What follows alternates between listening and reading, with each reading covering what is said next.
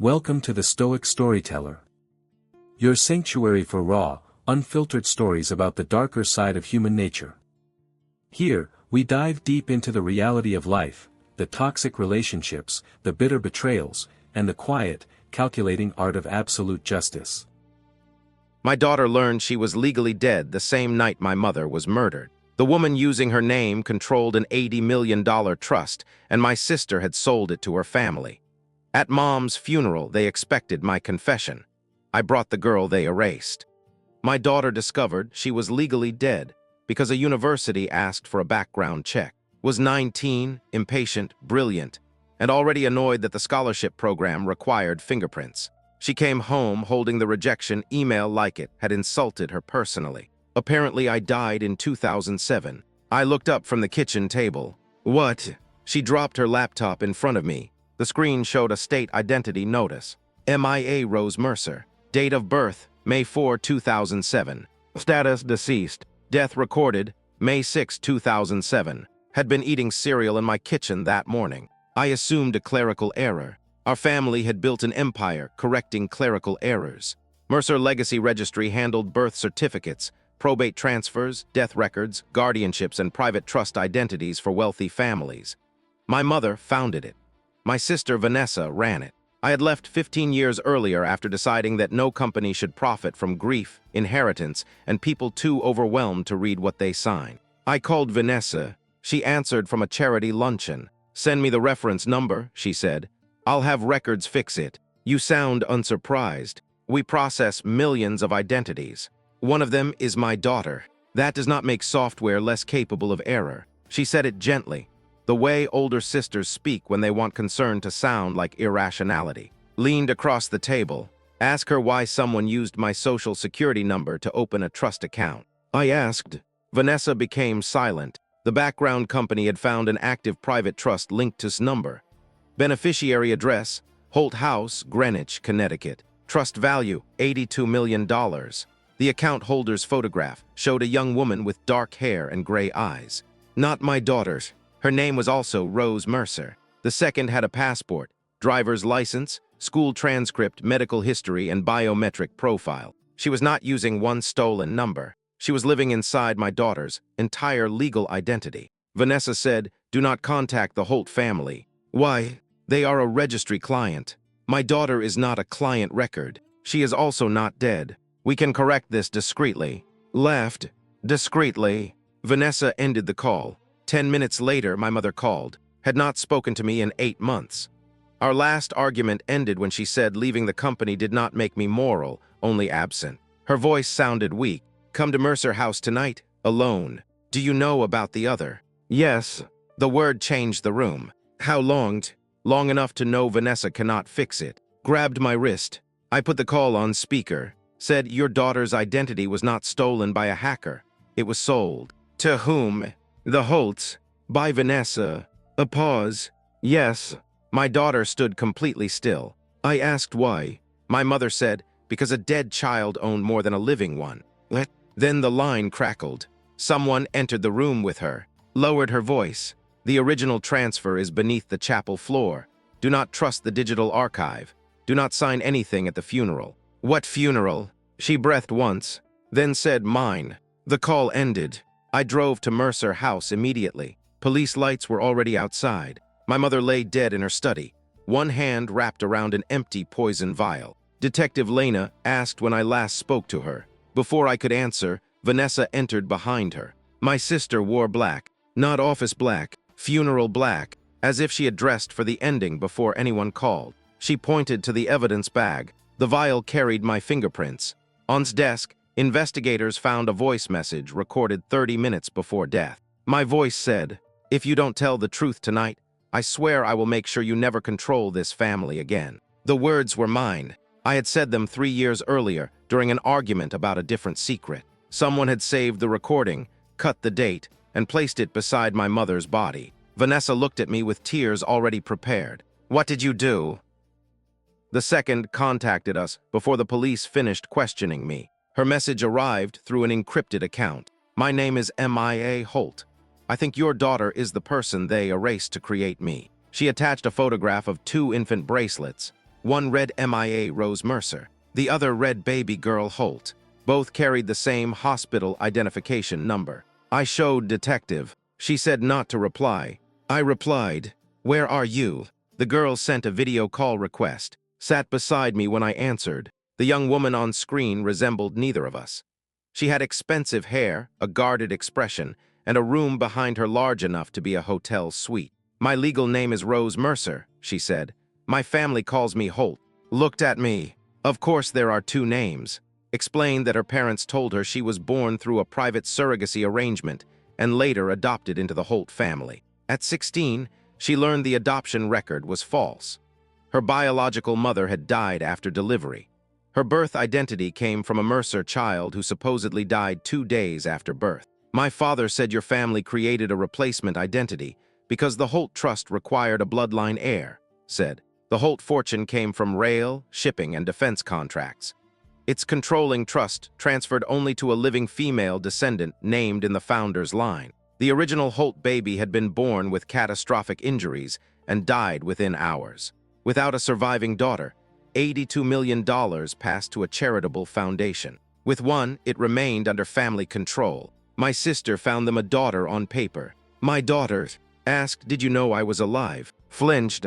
'I did not know you existed until last year.' 'Did you use my passport?' 'Yes.'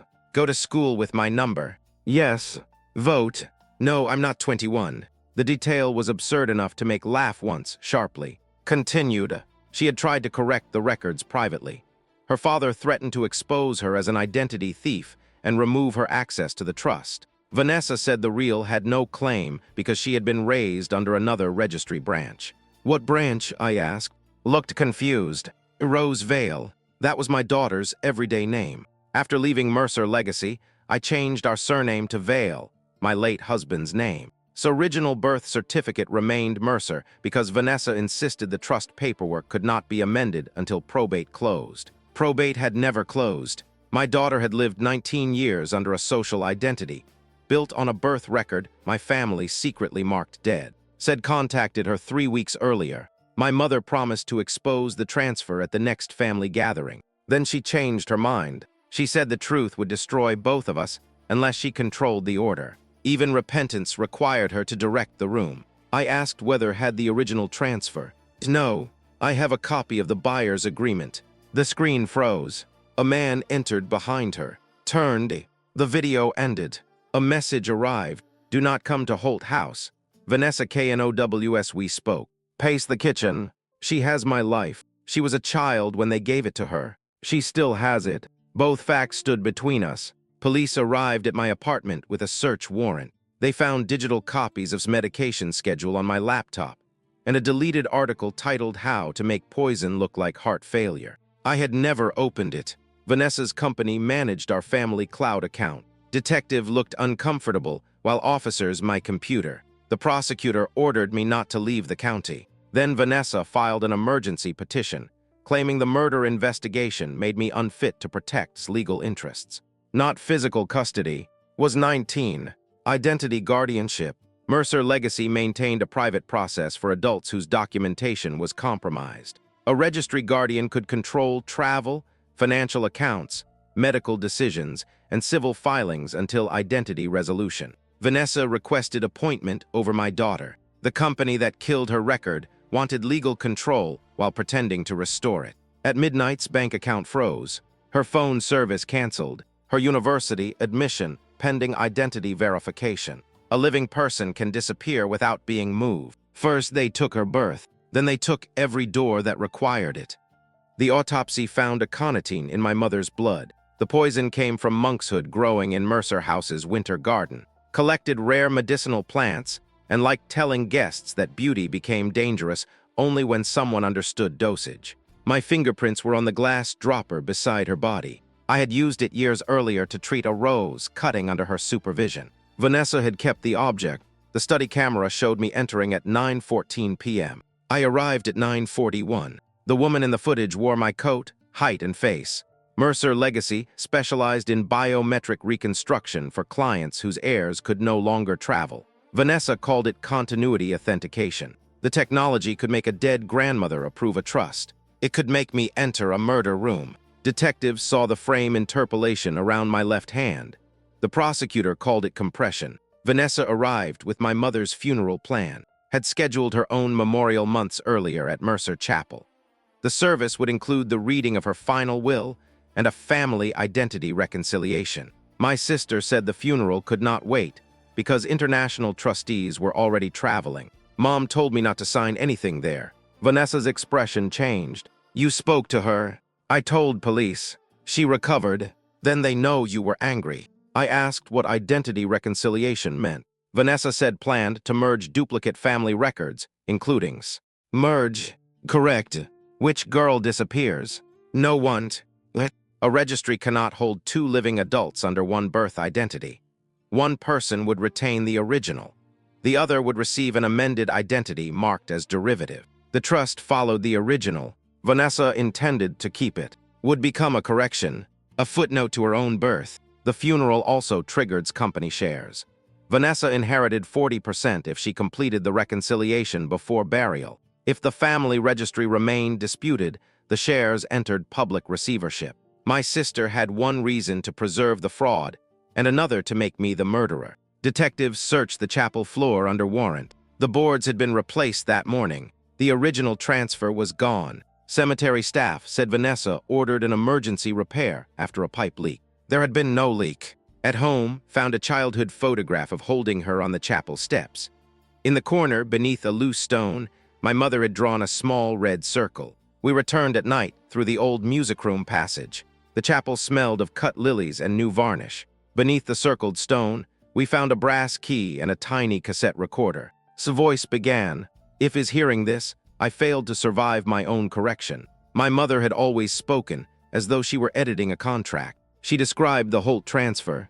19 years earlier, Holt Industries faced collapse after the female heir died. The Holt family offered Mercer Legacy $10 million to create a surviving daughter. Vanessa found my newborn's unresolved birth record and it. "Why was unresolved?" I whispered. The recording answered, "Because signed a continuity waiver after postpartum hospitalization." I remembered the week after was born. Her father had died in a work accident 3 months earlier. I developed severe postpartum depression, brought documents to the psychiatric unit, and said they allowed her to manage insurance and temporary care. I signed without reading. The waiver authorized Mercer Legacy to hold the birth identity in family custody if I became incapacitated. My mother used it as inventory. She approved Vanessa's sale. Not reluctantly, she negotiated the price. The $10 million saved Mercer Legacy from bankruptcy. The family business survived because my daughter's legal personhood became collateral. Continued. Years later, I learned Vanessa sold access to the same process. There are 43 duplicate identities.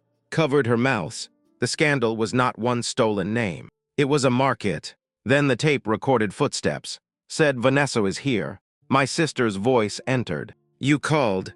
"I called the daughter I should have protected. You sold the first identity. I am trying to repair it. You are trying to make yourself the witness instead of the architect." A glass touched wood. Said, "What did you put in that?" The recording cut off. Not proof of poison. Enough to show my sister arrived after the call. Behind us, the chapel door locked. Smoke began entering through the floor vents. Vanessa had removed the transfer. She had not found the confession. Now she knew we had. The chapel fire was designed to look electrical. Broke a stained glass panel with the brass candle stand. We climbed through while smoke blackened the ceiling and alarms remained silent. Mercer security arrived before firefighters. They tried to take the cassette as estate property, swallowed the memory card. My daughter had learned from my family that evidence survived best inside a body they did not control. At the hospital, doctors retrieved the card safely. Detective it. The prosecutor still refused to arrest Vanessa. Statement had no visible date. The voice could have been recorded as part of an internal dispute. Vanessa admitted visiting, but said she left before consumed poison. Then she filed a formal murder complaint against me. Not merely a tip, a registry ethics declaration stating I had financial motive, psychiatric instability, and unauthorized access to Mercer records. The family company's risk score labeled me high probability of identity-related violence. Police departments subscribed to that database. My sister did not only accuse me, She placed the accusation inside every institution that searched my name. A local news site published the score. My clients canceled. My landlord asked whether police would continue visiting. School friends sent messages asking whether she was safe from me. Vanessa gave an interview outside the funeral home. I love my sister. Grief and obsession can make good people dangerous. She did not call me evil. She made punishment sound compassionate. The identity guardianship hearing occurred by video. Vanessa presented Dr. Sayer, the psychiatrist who treated my postpartum depression 19 years earlier. He said recent behavior suggested recurrence of persecutory fixation. He had not examined me. The judge asked whether consented to guardianship. Said no. Vanessa's lawyer argued her consent could be compromised because her identity was unstable. Once the record questioned her, her own refusal became unreliable. The court appointed Mercer Legacy temporary technical guardian over her documents for 7 days.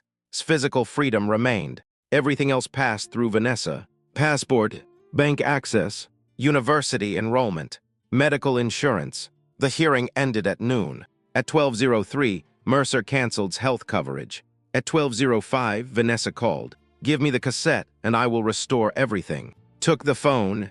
You sold my name. I saved this family. You saved your company. That company fed you, paid your school, and protected your mother when she could not function. Looked at me. The truth had entered the weapon. Money helped support us during my hospitalization. The company paid our rent for 2 years.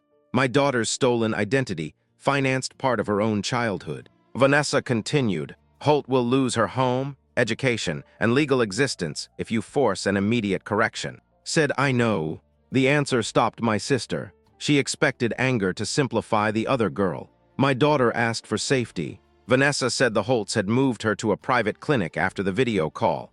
They claimed acute identity delusion. The family that bought a child on paper now declared the grown woman confused when she questioned the transaction. We needed to find her. Detective traced final connection to a Mercer-owned residential center outside the city. The center housed adults under identity protection, former witnesses, disputed heirs, people whose legal records made them easy to isolate. We entered under a search order. This room was empty. A nurse said her parents discharged her. The signature on the release belonged to me. Veil, my synthetic face approved the removal. Vanessa had used my identity to take the girl wearing my daughter's identity. Then she sent police a new video. It showed tied to a chair while I stood beside her holding a syringe. My face, my voice, my clothes. At the end, the fake version of me said, only one survives. The murder complaint became a kidnapping investigation. By evening, my face appeared on every news channel. My real daughter sat beside me, watching a woman who looked like me threaten the other girl. The frame no longer needed anyone to believe the technology perfectly. It only needed them to fear the possibility that it was real. The Holt Trust did not require a living daughter. It required exactly one. The founder had written the clause after 2 branches fought over inheritance. If duplicate claims existed, the trust froze and transferred to a veterans foundation after 30 days. Vanessa had sold the Holts one legal heir. Now that and both claimed the identity, the fortune was moving toward charity. The Holts had 12 days to eliminate one claim. Not necessarily one person, one legal existence. That was why it had been taken. Asked whether Vanessa would kill her. I said I did not know. My answer frightened her less than reassurance would have. Brooks, my attorney and an old friend from university, found a second condition. The original identity holder could voluntarily renounce the name. If signed a derivative amendment, kept the trust, and received a protected replacement record. Vanessa wanted my daughter to erase herself willingly. The funeral program included a statement of family mercy at 8:45 p.m. That was the renunciation. My mother's funeral was also the closing table for an $82 million sale. Detective identified the clinic where was held. It belonged to Holt Family Health, not Mercer.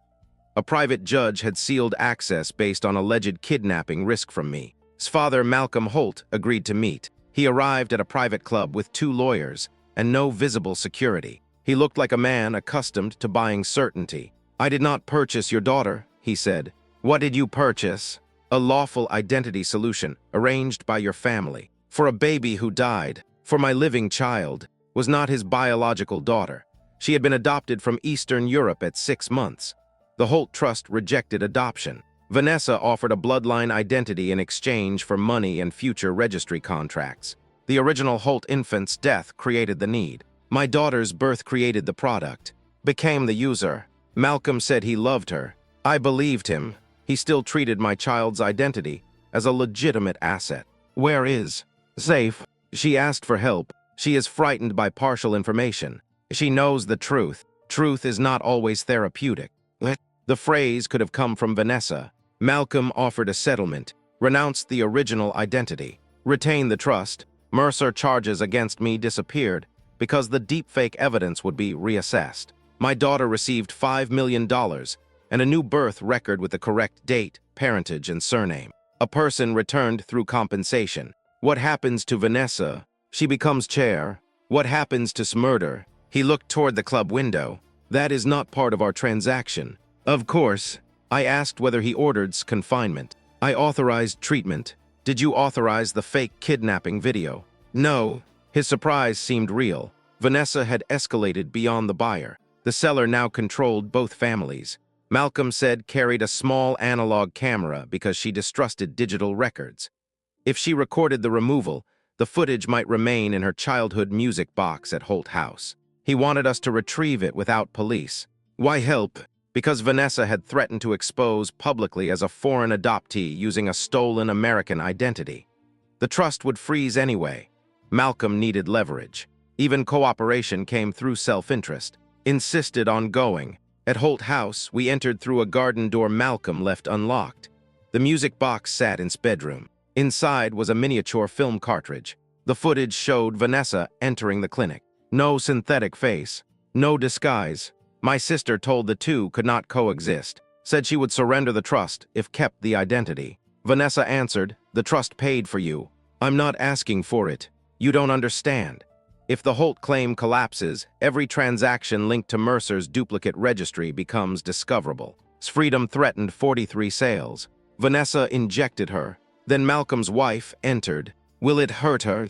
Only long enough to make the next video convincing. Help tie her daughter to the chair. The buyer's family participated. Was taken afterward to a Mercer archive property. The final frame showed a metal door marked lower vault, deceased identities. The company stored people beneath records declaring them dead. The trust needed one dead child. Vanessa had built a vault full of adults who had survived the same solution. The lower vault sat beneath Mercer Legacy's original records building. Official plans showed climate-controlled archives. Thermal imaging showed 14 occupied rooms. Detective obtained a federal warrant after we gave her film. Vanessa's lawyers tried to block entry through data privacy law. A judge ruled privacy did not extend to imprisoning the people described by the records. We entered at dawn. The corridor contained 43 steel doors. Names appeared on small screens. Some listed deceased, some listed incompetent, some listed identity disputed. Behind the first door, a 60-year-old man said his daughter declared him dead to access a shipping trust. Behind another, twins had been merged into one beneficiary record, leaving one legally invisible. A former Mercer employee had lived there 6 years after refusing to delete original biometrics. The company did not merely sell identities. It stored contradictions until no court could hear them. Occupied room 43. She was sedated but alive. Stopped at the threshold. The girls looked at each other. Same legal birthday. Same government number. Different faces. Different childhoods. Neither moved. Then said, "I'm sorry." Replied, "You were 6 months old." The sentence gave what every adult had, an age at which she could not be responsible. Doctors transported the prisoners. Federal agents seized servers. Vanessa vanished before the raid. Her passport showed no travel. Mercer's identity system could produce movement without bodies and bodies without movement. My mother's funeral remained scheduled. The company announced Vanessa would appear by live video due to security threats from Vail. She planned to control the service remotely. Searched house again. In the bedroom, she found funeral clothes laid out before death, and a second will dated 1 day earlier. The will transferred Mercer Legacy into a public trust.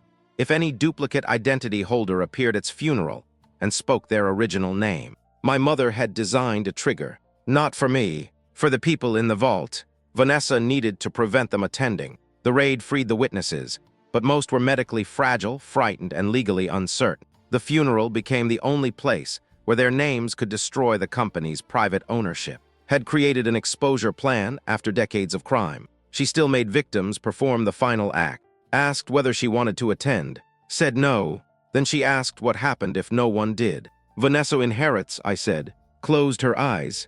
The trust had turned choice into another burden. Said you don't have to save the company from her. That sentence gave room. Later, she chose to attend by private video with her face hidden. Others chose statements. 7 chose silence. A valid choice. Federal prosecutors charged Mercer executives.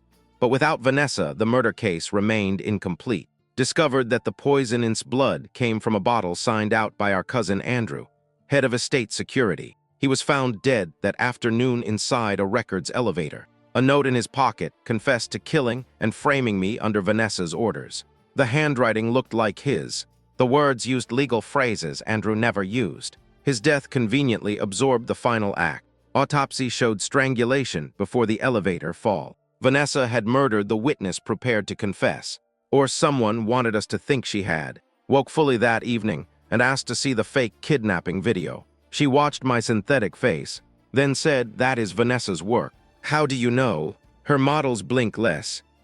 A strange expertise learned through captivity. Said the video came from Holt Defense Software. Malcolm Holt's company had created it. He had involvement. The buyer was no longer helping us against the seller. He was protecting himself by making Vanessa the only villain. Andrew's confession might belong to Holt too. 2 powerful families were preparing to place every body at my sister's feet. Vanessa had committed enough crimes.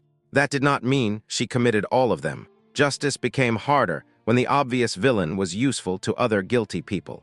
Malcolm Holt requested immunity before giving his full statement. The prosecutor refused. He offered Vanessa's location, a private airfield outside the county. Led the arrest team. The hangar contained Vanessa's car, blood on the passenger seat and her phone. No Vanessa. The blood matched her. Holt's security footage showed Malcolm's men entering the airfield 2 hours earlier. The buyer had attempted to kill the seller. Malcolm said he only wanted the duplicate registry keys. His contractors found the car abandoned. Did not believe him. He always sends other people to finish sentences. The phrase belonged to children raised near power. A locator inside Vanessa's medical implant led us to an old Mercer hospice closed after a flood. We found her in the basement, handcuffed to a pipe, bruised, furious, and alive. She looked at first. Then, for 1 second, guilt crossed her face. Not enough to tell us which one caused it. Vanessa said Malcolm kidnapped her and demanded the identity archive. When she refused, he threatened to kill and frame me for both deaths. Why should we believe you? I asked. You shouldn't check the pipe. A small camera recorded the room. The footage showed Holt contractors interrogating her. Malcolm entered by video. He ordered Andrew killed because Andrew had kept copies of the original purchase. He ordered murder. No, Malcolm said, your mother died before we needed her dead. Vanessa answered, because I handled it. The words stopped everyone. My sister heard the recording played back. She said the statement was a bluff to protect me from Malcolm's suspicion. Arrested her for conspiracy, kidnapping, unlawful confinement, identity trafficking, and obstruction. Not murder yet. Vanessa demanded a private conversation with me. I refused. She said, Mom's killer will stand beside the coffin. That changed my answer. In the interrogation room, Vanessa told me poisoned herself. My mother had terminal pancreatic cancer hidden from the family. She planned to die before the funeral, place evidence pointing at Vanessa, then force the exposure trigger. She wanted me blamed enough to stop me controlling the company, Vanessa said. Why put my fingerprints on the vial? I did that. There it was. Vanessa admitted creating the murder frame after finding dead. She used my old voice recording, synthetic footage, and cloud records. She believed I had the chapel transfer and would expose her. Framing me bought time to complete the identity reconciliation. You found Mom dead and decided to destroy me. I decided to protect everything she was about to collapse. Did you call an ambulance? She was already cold. Did you know she planned suicide? No. The answer looked uncertain. Vanessa said Andrew arrived after her. He helped stage the room, then demanded money and immunity. Malcolm later killed him. What about the poison? Mom prepared it. Why call me? To ensure you came after death and looked desperate. What? Even's final confession could be part of a controlled ending. My mother created the crime scene. My sister improved it. Malcolm removed witnesses. Each person edited the death toward a different purpose. Vanessa gave me the location of cancer records and a handwritten instruction. Let them believe murder until the funeral. Guilt makes people attend. My mother wanted the family gathered under accusation. She used her own death as invitation. The funeral was not merely where we would expose the truth. It was the final mechanism she designed. I felt no relief that Vanessa might not have administered poison. She still chose to frame me, still sold my daughter's identity, still imprisoned 43 people. Not murdering did not make her safe. Asked whether she should attend a funeral built to manipulate her. I said no one could decide for her. She chose to go. Not for the names spoken on the death record she had never been allowed to own. Found the postpartum continuity waiver in the original paper archive. My signature appeared on every page. A nurse witness confirmed I was medicated but alert. The document authorized and Mercer Legacy to manage identity during my incapacity. It did not authorize sale, duplication, or death registration. But page 12 included a clause allowing substitution of protected beneficiary credentials for family preservation. I had initialed it. I did not remember. Memory did not change ink. Vanessa's defense would argue I consented to temporary substitution and later accepted support funded by the Holt payment. The $10 million entered Mercer accounts. $200,000 paid my treatment, apartment, and debt. I benefited directly. When told me the company had created a family assistance fund, I did not ask where the money came from. At 27, widowed, ill, and frightened, I accepted rescue. That did not authorize permanent theft. It complicated the story I preferred. Asked to see the document. I considered hiding page 12. The thought frightened me. I gave her everything.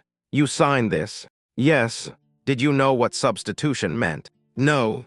Did you ask? No. She looked away. The family had not acted around me entirely. It had acted through my need, medication, signature, and silence. I said, I am sorry. Don't make me tell you it wasn't your fault. The sentence stopped my instinct to explain. I won't. Had her own document. At 17, she signed a trust affirmation after Malcolm told her the identity came from a deceased cousin. She knew the birth record belonged to another baby, not a living girl. She accepted the inheritance. When she later learned existed, she waited 1 year before contacting. Fear, money, and attachment delayed her. Neither young woman was responsible for infancy. Both faced choices later. The difference mattered without making them villains. The funeral trust required each claimant to state her name, and whether she accepted or rejected the original identity. Vanessa's plan was simple. Would accept, would renounce. The trust and company remained stable. Strigger complicated it. If any duplicate holder publicly rejected Mercer control, the company entered restitution, and could destroy Mercer by saying no. They could also freeze both their identities for years. The state offered temporary replacement records.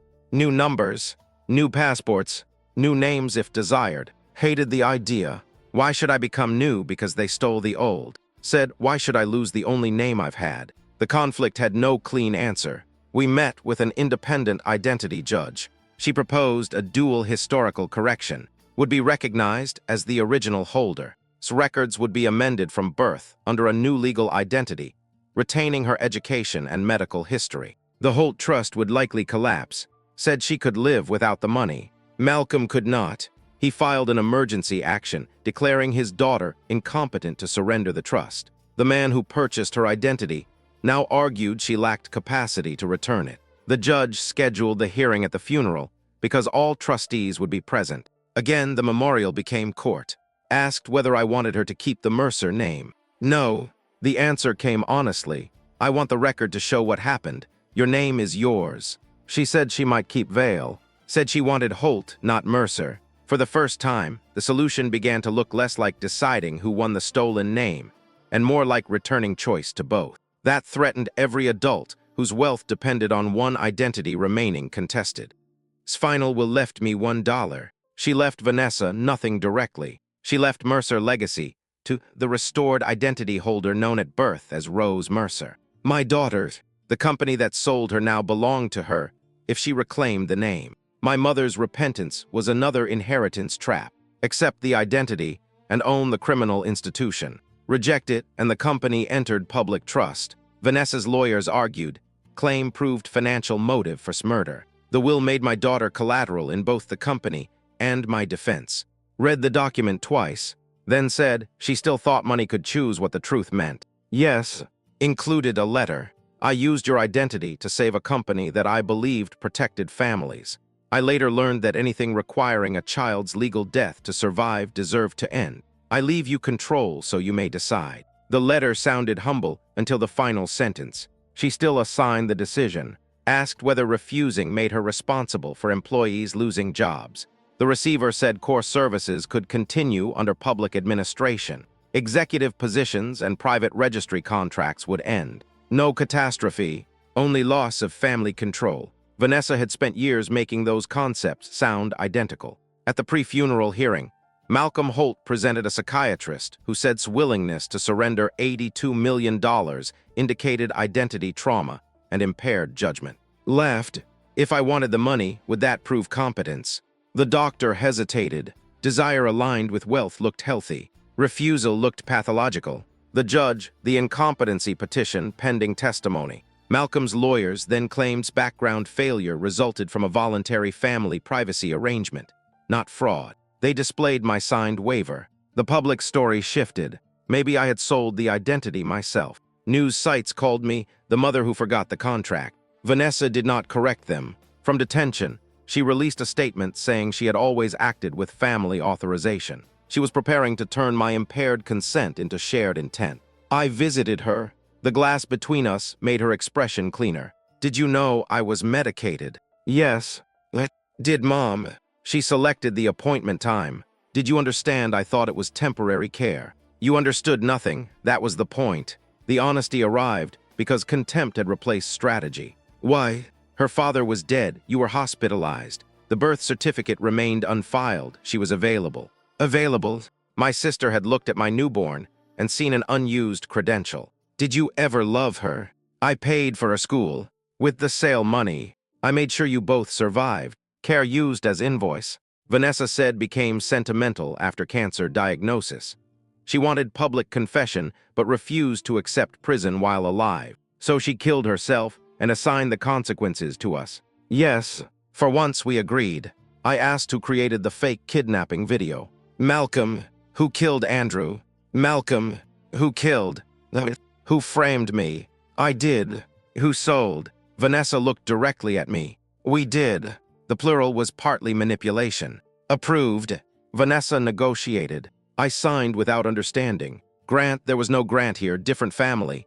The Holts paid. The transaction had several hands, but my sister needed me to believe shared involvement erased specific choice. It did not. I said I signed a document while ill.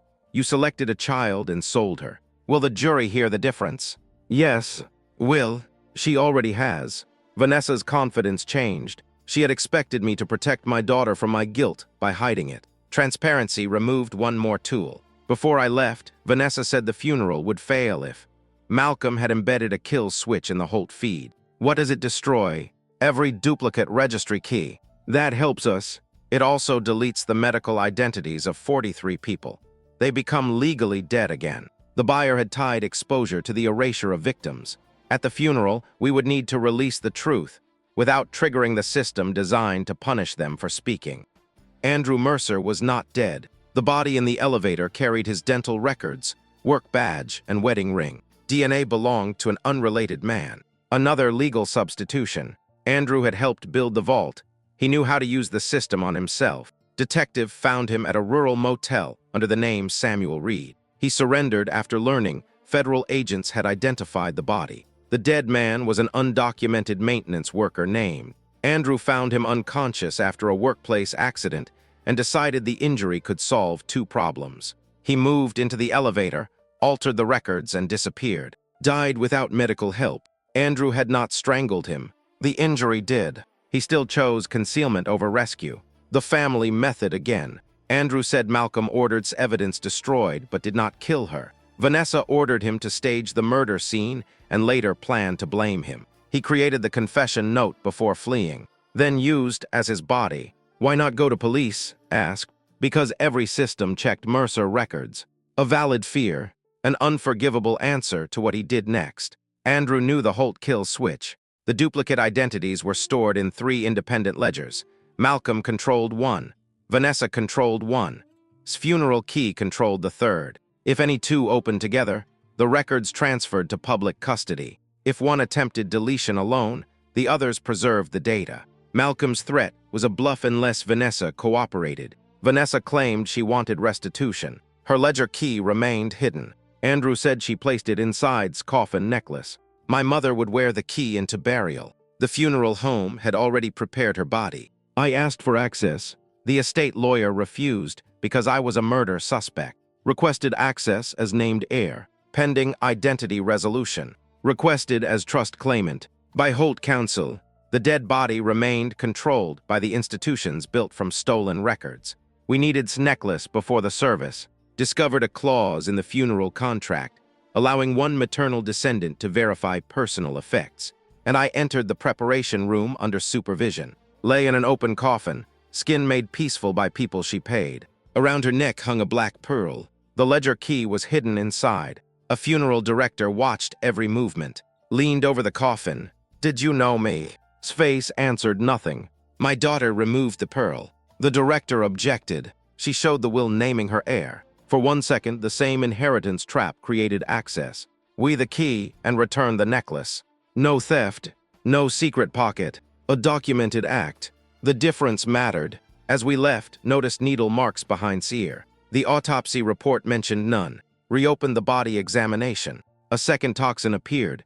A sedative administered 4 hours before death. Prepared the aconitine herself, but someone drugged her first. The sedative did not kill her. It prevented her changing her mind, calling for help or controlling the final confession. Vanessa had found her alive. My sister may not have poured poison. She ensured the suicide completed. In the interrogation room, Vanessa injection. Andrew said he saw her carry a medical pen into the study. The pen belonged to Dr. Sayer, the psychiatrist who, against me, he admitted prescribing the sedative to as end-of-life anxiety management through a remote consultation arranged by Vanessa. No terminal care team, no consent video. My mother planned death. My sister removed the ability to reverse it. The law would decide whether that was murder. Emotionally, the distinction no longer protected anyone. The funeral began in 18 hours. Andrew agreed to testify. Then's family arrived at the morgue. They had believed he left the state after an argument. His wife asked why a rich man needed her husband's body to feel safe. Andrew had no answer. A witness can expose one crime while committing another. The morgue held the cost of that distinction. Vanessa's final offer arrived through. She would plead guilty to identity trafficking, confinement, obstruction, and evidence fabrication. She would testify against Malcolm Holt. She would surrender the ledger key. In return, prosecutors would drop homicide charges related to. I would state publicly that the original sale involved family authorization and would sign the identity renunciation. My sister was willing to lose freedom to preserve the transaction. The company could collapse. The Holt Trust could not. Why? Because Vanessa retained a hidden 5% participation interest in the trust. If remained Mercer, Vanessa's children inherited millions. She had built family wealth into the stolen name. Her own sons lived abroad. They claimed ignorance. Perhaps true. Their education and homes came from the same stream. Read the offer. No. I asked whether she wanted time. No. Asked to meet Vanessa. The prosecutor allowed a monitored call. Said, I will surrender the trust. Vanessa answered, you cannot. It is mine. It exists because I made you. The sentence revealed the emotional core. Vanessa believed legal creation was parenthood. She had given a name, fortune, and future. In return, she expected obedience. Said, you made paperwork. I made a life no orphanage would have given you. Malcolm adopted me, using what I sold him. Both adults treated rescue as ownership. Ended the call. She told she wanted to testify at the funeral. Not to save the company, to say the name was stolen from both of them. The public feed required protection from Holt's kill switch. Andrew Aaron? No Aaron here. Andrew and federal technicians built an analog relay disconnected from Mercer servers. The funeral chapel's old pipe organ contained copper audio lines installed before digital systems.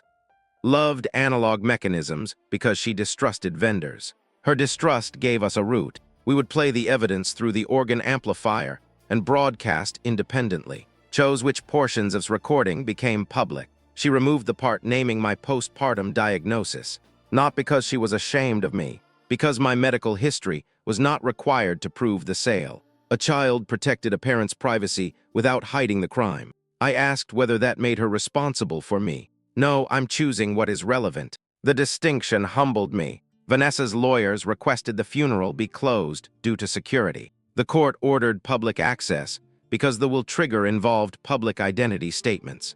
Malcolm Holt planned to attend in person. He believed presence made him look like a protective father. Refused to sit with him. Refused to sit with me. Both chose the independent advocate section. That hurt. It was correct. On the morning of the funeral, news vans surrounded Mercer Chapel. Protesters carried signs for registry victims. Mercer employees carried signs defending jobs. Families of the 43 duplicate holders arrived quietly. Some covered their faces. Some held original birth certificates. The funeral had become a public trial before any jury entered. I dressed in black, not because deserved traditional mourning, because I still mourned her. The mother who held my hair during morning sickness, the executive who sold my daughter's identity, the woman who called me before dying, the architect who turned death into one final manipulation. All one person handed me a letter from Vanessa. We were sisters before we were evidence. The sentence tried to make relationship outrank truth. I wrote nothing back. We were sisters. That described the betrayal. It did not excuse it. Mercer Chapel held 400 people and 20 cameras. His coffin rested beneath a white arch. Her portrait showed her at 50, before cancer and regret made honesty urgent. Judge sat in the front row with trust counsel. Malcolm Holt sat alone. Vanessa appeared on a secure screen from detention. The service began with a eulogy from the company president. He called a guardian of identity. A woman behind me laughed bitterly. Her husband had spent 6 years legally dead in the vault. After the hymn, the lawyer announced the family reconciliation and entered from opposite sides. The room tried to compare them. Which looked more like the rightful name? Identity fraud encourages strangers to search faces for ownership. The judge asked to state her legal claim. She said, I was born under the name Rose Mercer. My mother calls me Vale. I am not asking to own another person's life. Said, I was registered as Rose Mercer. I was raised as Holt. I do not consent to keeping an identity taken from someone living. The Holt lawyers objected. Malcolm stood, is experiencing coercion. She looked at him. I learned coercion from you. The hearing shifted to trust. The psychiatrist claimed surrendering $82 million indicated trauma. Asked whether generosity was a diagnosis. The audience reacted. The judge warned them, presented the original birth record, DNA, and continuity waiver. She admitted I signed. I stood and acknowledged it. No denial. No edited innocence. Vanessa's lawyer used the signature to argue family authorization. Then's cassette played through the old organ amplifier. My mother's voice described approving the sale. She named Vanessa as negotiator and herself as architect. She said my consent was obtained during incapacity and never included permanent transfer. The public heard the transaction from the woman who authorized it. Malcolm attempted to disable the feed. The analog line continued. His film showed Vanessa in the clinic and Holt tying her to the chair. Malcolm's wife had been arrested that morning and entered a cooperation agreement. The buyer's family fractured on camera. Then the coffin necklace key opens ledger. 43 duplicate records appeared on the chapel wall. One by one, people stated their original names. Some in person, some by voice, some through advocates. 7 remained silent. Their records transferred without forcing testimony. Swill trigger activated. Mercer Legacy entered public restitution ownership. Vanessa's image froze. Not technically, emotionally. The company she had framed me to inherit disappeared from family control. Judge declared both young women competent. The original identity would be restored to for historical record, then amended according to her chosen name. Would receive a new continuous identity, preserving education, health, and travel history without derivative status. The Holt Trust froze. Malcolm shouted that the ruling stole from his daughter. Replied, you mean from you?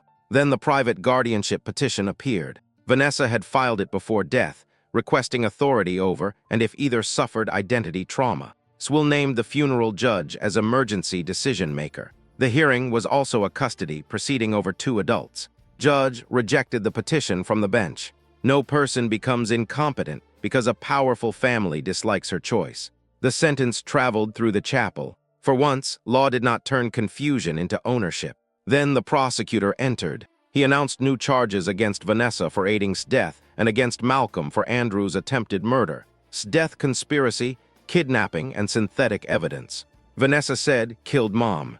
The old accusation returned because everything else failed. She played a final recording. My voice inside study. Not the old threat.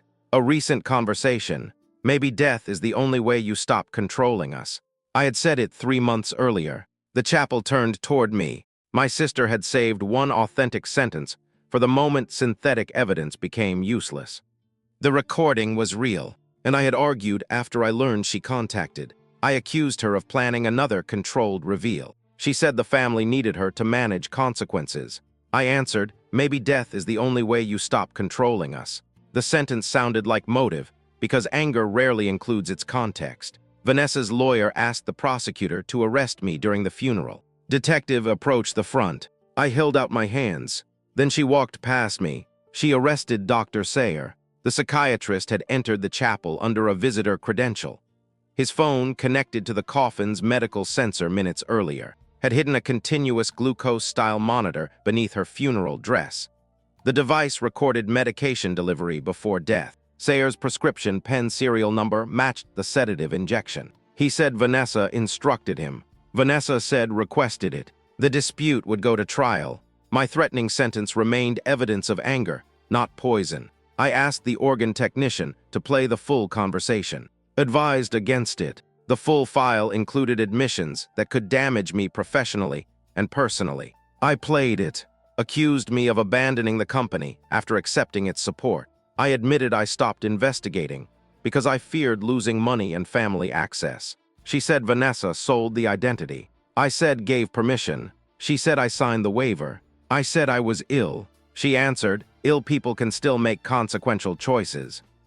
A cruel sentence with legal truth inside it. Then I said the line about death. Replied, you are right. That is why I am arranging mine. The room became still. My mother had told me. I thought she meant hospice. I did not report suicidal intent because she said doctors supervised end-of-life care. She used my interpretation. The prosecutor now had evidence I knew death was possible. Not murder. Potential failure to report. My defense became weaker. The public story became more honest. I said into the microphone, I did not poison my mother. I also heard enough to ask harder questions, and I left because I did not want another family crisis. Watched me. I did not ask whether she understood. The family's crimes survived through people believing partial knowledge carried no duty. I had spent years saying I knew nothing. The truth was I knew fragments and preferred explanations. The prosecutor did not arrest me. He said the investigation remained open. Vanessa laughed from the screen. You see, she is part of it. Yes, I said. My sister stopped. I signed. I accepted money. I ignored warning signs. You sold a child, imprisoned witnesses, framed me, and removed our mother's ability to reverse her death. Shared history does not make identical acts. Specificity removed her refuge. Asked to speak. She said Malcolm told her all adults in the room would use guilt to make her protect them. He was right, she said. He just forgot he was one of them. Then spoke. I do not forgive anyone today. No dramatic selection. No restored mother-daughter embrace. No grateful trust heiress. She rejected the role built. The funeral director asked whether the burial should proceed. Looked at the coffin. Not until the medical evidence is complete. Body remained above ground. The founder who controlled so many death records would not be buried before her own records stopped changing. The chapel service ended without burial. Outside, reporters shouted questions and left through separate doors with advocates. I remained at the front beside my mother's coffin. For the first time, no family member controlled where either girl went next. The funeral should have ended after the arrests. Instead, the company president returned to the microphone. He said Mercer Legacy employees should not be punished for decisions made by a few leaders. He asked the audience to remember charitable work and the thousands of families whose records depended on the company. A familiar move. Place innocent people between power and accountability. He began a second eulogy. Interrupted, she returned to the chapel alone. I forgot something. The cameras turned. She walked to the front and opened will. The restitution clause guaranteed employee wages for 1 year, transferred public service systems to independent administration, and eliminated executive bonuses. Had planned for operational survival without family ownership. Vanessa had hidden those pages. The company president knew. His signature appeared on the concealment memo. Employees were not facing immediate collapse. Executives were. Read the clause aloud. The staff section of the chapel changed. Fear became anger directed upward. The president tried to stop her. She said, "You told them my choice would cost their jobs." He called the matter legally complex. She held up the page. It is one paragraph. Complexity had been another controlled resource. Returned to, she presented the Holt Trust's charity fallback. If the family claim failed, the money funded veterans' hospitals and disability services. Malcolm had told investors it would vanish into government waste. The fortune would still help people, just not remain Holt property. The false catastrophe dissolved. The two young women stood near the coffin without standing together. They did not become sisters because one identity linked them. They became witnesses with overlapping harm. Said, "I choose Vale." Said, "I choose Holt for now." The judge entered both statements into the public record. For now mattered. Names could change without becoming fraud when the person chose. The company president resigned before leaving the chapel. Employees elected an interim council. Families of duplicate holders formed a restitution committee. None of this repaired childhoods. It prevented the next transaction. Outside, Malcolm attempted to leave in a medical vehicle. Stopped him. His lawyer argued he faced cardiac risk. Approached the ambulance but did not speak to him. Malcolm said, "I raised you." She answered, "Yes." "I loved you." "Yes." "You are destroying your future." "No, I'm ending your ownership of it." He looked at me as though I had recruited her. Said, "Did not make me do this." She protected the accuracy of her own choice, not me. Waited near the courthouse van. I asked whether she wanted me to ride with her. "No." Then she added, "I'll call later." A boundary and a thread. Enough. Vanessa remained on the secure screen after the chapel emptied. The guard had not disconnected it. She looked at its coffin. "Mom chose you in the end. The old competition entered even now. She used me in the end. She left your daughter the company. She left her a decision." Vanessa's face crumpled. For the first time, I saw the child who spent her life trying to become the indispensable daughter. Praised Vanessa for protecting Mercer, then designed a death that destroyed her for doing exactly that. Our mother built the role and punished the performance. It explained my sister. It did not release her. Vanessa said, "Do you still love me?" "Yes." The answer frightened her. Love no longer guaranteed defense. I ended the call. The eulogy had tried to restore the family's moral center. Interrupted it with a paragraph. Sometimes justice enters through the line powerful people hoped no one would read.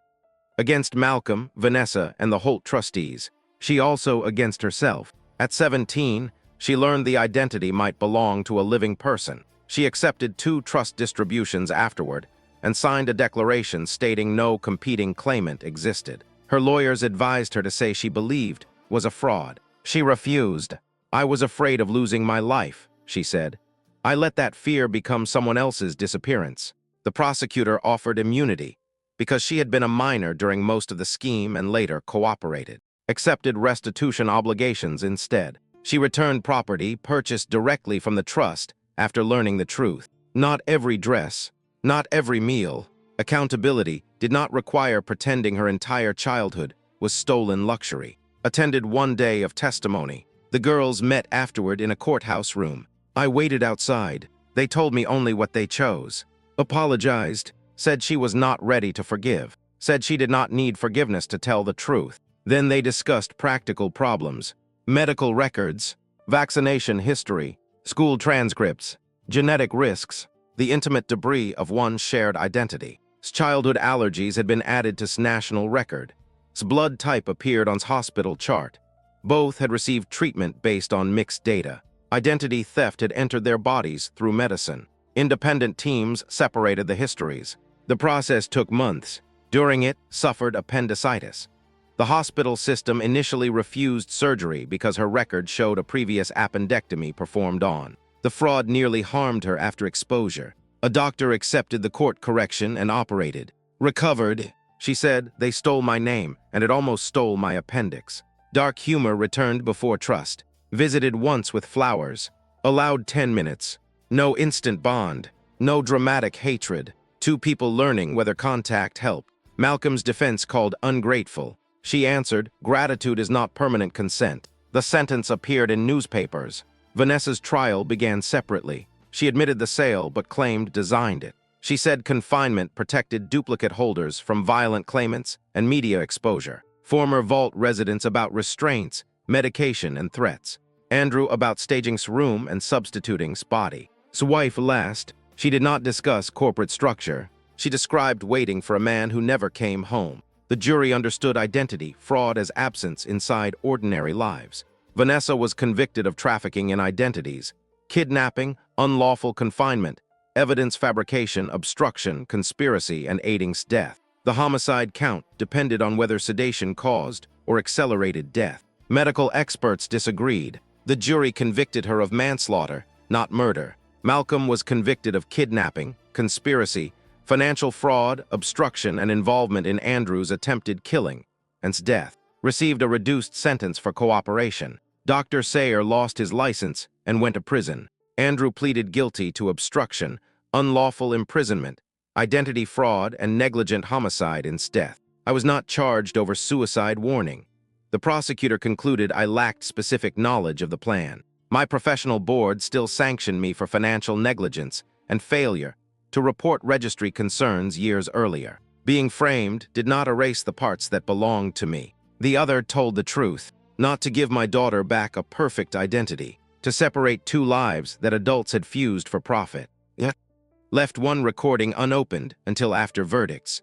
The ledger key released it automatically when Mercer ownership transferred. My mother appeared in the chapel months before death. She looked tired but not gentle. The first buyer was not Malcolm Holt. The statement reopened everything. The Holt transaction had been a resale, originally transferred its identity to someone inside the Mercer family. Vanessa, my sister, had suffered 3 miscarriages before the sale. She planned to use birth identity for a future surrogate child if I remained incapacitated. Approved a temporary internal hold. Then the Mercer company faced bankruptcy. Malcolm offered money. Vanessa sold the reserved identity before any child existed. The theft began as a family contingency. My mother said, I told myself could recover and receive another record. Another record, as if a name were a room key. Then named the person who suggested marking dead. My father, Mercer. He had died 10 years earlier from a stroke and remained publicly remembered as the company's ethical founder. Said a deceased record attracted less scrutiny than a duplicate living one. He signed the first death entry. My mother protected his legacy throughout her confession. Only after death did she name him. The family's crimes extended through both parents. Vanessa was not the origin. She became the most efficient successor. Said also arranged my psychiatric hold after I questioned missing records. Dr. Sayer served the family long before Vanessa controlled him. The machinery had trained my sister. Again, explanation without absolution. The final section addressed me. You will want to believe leaving Mercer made you different. You left after receiving the benefit of our fraud and returned only when the harm reached your child visibly. Do not make justice another way to stand above the family. The cruelty was accurate enough to matter. I had criticized probate abuse publicly, while never investigating the money that supported my early independence. I had built moral distance without financial separation. After the recording, I opened old tax files. My apartment deposit and my graduate tuition came from the Family Assistance Fund created by the Holt payment. I could not return childhood. I could repay money. I sold the apartment and placed the proceeds into restitution. Objected. That is our home. I know. Are you doing this because Grandma accused you? Partly. Then she still controls you. The sentence stopped me. Restitution should not become self-punishment designed by a dead parent. We met with the victim's counsel. They proposed a proportional settlement rather than surrendering the entire home. I kept enough to secure housing and paid the remainder over time. Accountability with boundaries. recording named the buyer and the older architects. It also tried to direct my atonement. I learned to accept the fact without obeying the design. Chose not to listen to the section about my finances until later. Listened immediately. Different choices, both valid. The public reacted to Sroll with surprise. His portrait came down from the registry building. Employees wanted his portrait removed too. The victim's counsel decided no family portraits would remain. Not because history should disappear, because institutions should not confuse founders with moral ownership. The old boardroom became an archive listing decisions, dates, and names. My parents appeared as participants. Vanessa appeared. I appeared beside the waiver, funds, and delayed questions, and appeared only with consent. Neither consented. Their identities had been public property long enough. At sentencing, Vanessa spoke for 2 hours. She described approval, design, Mercer bankruptcy, Holt pressure, and the jobs saved by the $10 million payment. All true. Then the prosecutor asked one question. When tried to reverse the scheme, what did you choose? Vanessa looked toward me. The company, not your mother. The company protected more people. She still believed scale transformed harm into responsibility. The prosecutor played the study recording, asked what Vanessa placed in her drink. Vanessa said it was only sedative medication, said she had changed her mind about dying that night. The room became still. My mother had planned suicide, then reversed. Vanessa knew. She called Dr. Sayer, obtained the injection, and left unable to seek help while aconitine entered her bloodstream. You said the company needed the funeral timetable, the prosecutor said. Vanessa answered, if she survived, she would destroy everything before transition protections were ready. My sister chose the trust over our mother. Not in metaphor, in minutes. The judge sentenced her to 31 years. Vanessa asked to address. My daughter declined. She asked to address me. I agreed. I kept you alive when Mom could not, Vanessa said. After my postpartum hospitalization, she did care for during the day. She brought food, handled bills, and sat beside me through panic. True, you owe me more than this. The old invoice. I owe you truth about what you did for me, I said. I do not owe you protection from what you did to us. She cried. I did too. Boundaries do not remove grief. Malcolm received 24 years. Andrew received 12. Received 7. Dr. Sayer received 18. The sentences satisfied no equation. Remained dead. Remained dead. 43 people lost years and did not receive childhoods returned. The Holt Trust transferred to the Veterans Foundation, lost access to wealth, but retained a modest settlement funded from family assets. Malcolm called it betrayal from prison. She called it enough. Mercer Legacy became the Public Identity Restitution Office. Duplicate holders received independent counsel and compensation. No Mercer board seats. Declined the inherited company entirely. The will transferred nothing personal to her after that choice. Had left no apology without a task. Said, I wish she had just written I'm sorry. So did I. We held a second, private burial for after the trials. No cameras. No company eulogy. Vanessa attended by prison video only because I allowed it. Did not come. Did not come. I read no speech. The coffin lowered. My sister watched from a screen.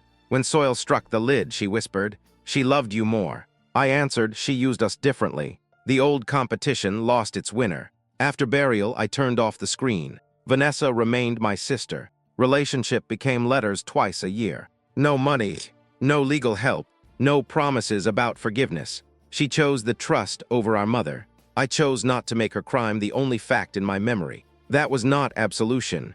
It was refusing another kind of ownership. Identity correction took 14 months.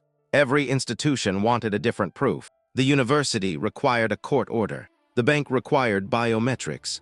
The passport office required the original birth record. The tax agency required an explanation for 19 years of non-existence. Being declared alive involved more paperwork than being declared dead. This new record took longer because officials feared continuity gaps. She had to prove school, health, travel, and employment belonged to the same person after changing the birth identity beneath them. The state wanted a clean narrative. There was none. The girls attended some meetings together, others separately. They did not become close.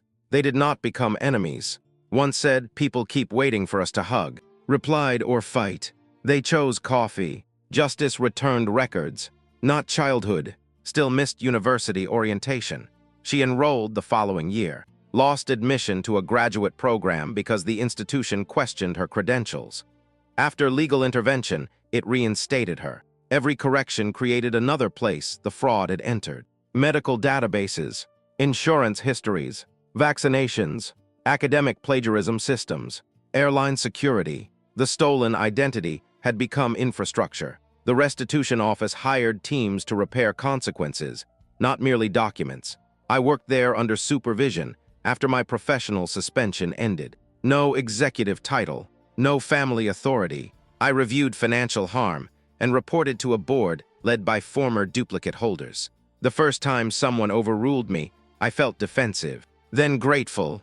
No one person should control identity, because she believes she understands the story best. Moved into her own apartment at 20. She invited me after signing the lease. Not before. She wanted one decision made without family advice. The apartment was small, sunny, and entirely hers. She placed no Mercer photographs on the wall. One picture of one of us at the beach. No obligation to curate the scandal. Moved to another city and began using only Holt. She kept formally registered as Rose Mercer, sealed except where legally required. Her name remained connected to the family that raised her. Some people criticized that choice. They believed truth required, rejecting everything associated with Malcolm. Said he committed crimes. He was also my father. Understood. She called Vanessa her aunt in private and the defendant during court. Titles could change by context. I visited Vanessa once after 3 years. She looked older. She asked about. I won't discuss her without permission. You used to tell me everything. I used to think family access was automatic. She nodded bitterly, then asked about. Same answer. For the first time, my sister had no information channel into either young woman. Loss of control looked like abandonment to her. We spoke about childhood instead. The bicycle she taught me to ride. The night broke a plate and made us clean it while he watched. The company picnic where Vanessa won every game and cried in the bathroom because said winning looked desperate. The child inside her did not erase the adult. Remembering both prevented the adult from becoming a monster. I no longer needed to understand. Justice returned no childhood. It gave the future fewer hidden contracts. At 21, petitioned to change her name again. Vale had been the name she used while legally uncertain. Rose Mercer was the restored birth identity. She chose Vale for the father who died before meeting her. Vale for the life we actually lived. She removed Rose and Mercer. Not from hatred, from authorship. I signed no consent. She did not need it. Attended the hearing by video because their linked record required notice. She stated no objection. The judge asked whether either woman claimed the original trust. Both said no. The name that once controlled $82 million became only history. Outside court, reporters asked whether had rejected her biological family. She said, I rejected a registry. I decide my relationships separately. Precise. She still called me mom. Not because DNA and record restoration made it inevitable. Because we had lived together, fought, repaired, and continued choosing contact. That distinction mattered. She wrote Vanessa once. The letter contained 3 sentences. I know you cared for me when mom was ill. You also sold my identity. I do not want contact. Vanessa replied with 20 pages. Return them unopened. A boundary did not require hearing every explanation. Kept contact with Holt after prison release under strict conditions. She did not contact Malcolm. People asked whether that was inconsistent. Relationships are not verdict charts, and met once a year to review any remaining shared record problems. Sometimes they ate dinner afterward. Once brought a birthday gift. Left. Which birthday? They chose the legal date they shared and celebrated separately anyway. Humor made room where ownership once lived. I completed restitution payments after 8 years. No ceremony, no article. A statement from the council said the account was satisfied. Not forgiveness. Arithmetic. The old Mercer Chapel reopened as a public records clinic. The coffin area became a help desk for people challenging fraudulent death entries. Portrait did not return. A plaque described the exposure trigger without calling her a hero. She designed the market. She later helped destroy it. Both volunteered there once and decided she hated the atmosphere. She never returned. Survivors do not owe institutions ongoing service because the institutions learned from their harm. At dinner that evening, she told me she planned to move overseas for 2 years. My first reaction was fear. Passports, records, distance. Then I said, "That sounds exciting." She smiled. "Are you panicking inside?" "Yes." "Good job." She left 6 months later. The airport agent scanned her passport. No deceased alert. No duplicate identity. No call to Mercer. The gate opened. A small administrative moment became the opposite of erasure. My daughter chose her own name. Then she used it to leave me for a while. That was freedom, not loss. 10 years after his funeral, the last Mercer name came off the registry building. The public board renamed it the Center for Identity Recovery. No founder, no family, no implication that one bloodline owned the truth of birth and death. I attended with now 30 and 29. They arrived separately, had returned from abroad and worked in documentary sound design, practiced nonprofit law. Neither built a career from the registry scandal. They allowed it to become history without making it vocation. Vanessa remained in prison. Malcolm had died there. Andrew was released under supervision and worked in a warehouse under his own name. His family refused contact with him. Reasonable. Dr. Sayer lost every appeal. The duplicate identity program had corrected 41 cases. 2 remained unresolved because the people involved chose privacy over formal restoration. The center respected that. Not every truth required public completion. Inside the former chapel, the original brass key, cassette, and ledger pearl sat in a secured archive. No photographs of or appeared without consent. His final will rested beside the postpartum waiver I signed. Visitors could see how one medicated signature became a commodity through later choices. My name appeared in the accountability timeline. Vanessa S. Malcolm S. No family summary reduced the acts into collective guilt. Specific names beside specific decisions. At the ceremony, a board member asked, and to remove the Mercer letters from the wall. They declined. The maintenance crew did it. Survivors did not need to perform the symbolic ending. We watched from the courtyard, asked whether she ever missed the trust. Sometimes. What part? Never checking prices. They laughed. Honesty without moral theater. Asked whether she ever wished she had kept the birth name. No. Never. Sometimes when paperwork gets annoying. More laughter. The stolen identity no longer required solemnity every time it was mentioned. After the letters came down, no one applauded immediately. Then an older man from the vault began. Others joined. Did not. Did. Different responses. Both allowed. I thought about the night the background check declared my daughter dead. I had believed the story would end when her name was restored, and Vanessa was exposed. It did not. The real work involved accepting that did not belong to me more completely, because someone else stole her record. Did not become less real because her childhood used fraudulent documents. Vanessa did not become innocent because she once cared for us. Did not become heroic because she destroyed the system she created. I did not become pure because I was framed. Justice required names, dates, actions, money, records, and boundaries. Not a single satisfying villain. The new center opened its doors. People entered carrying rejected passport applications, disputed birth certificates, false death notices, and court orders written by families who claimed protection. No Mercer sat at the front, touched my arm. We're leaving. Where?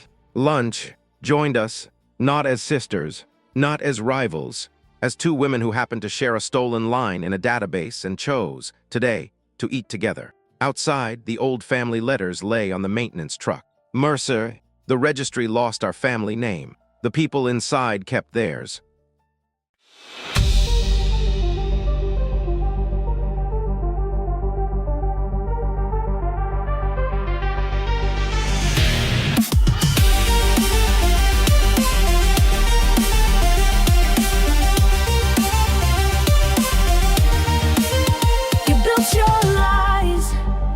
Trembling ground, but I hear freedom's roaring sound. Your towers crack beneath our song. The weak turn strong.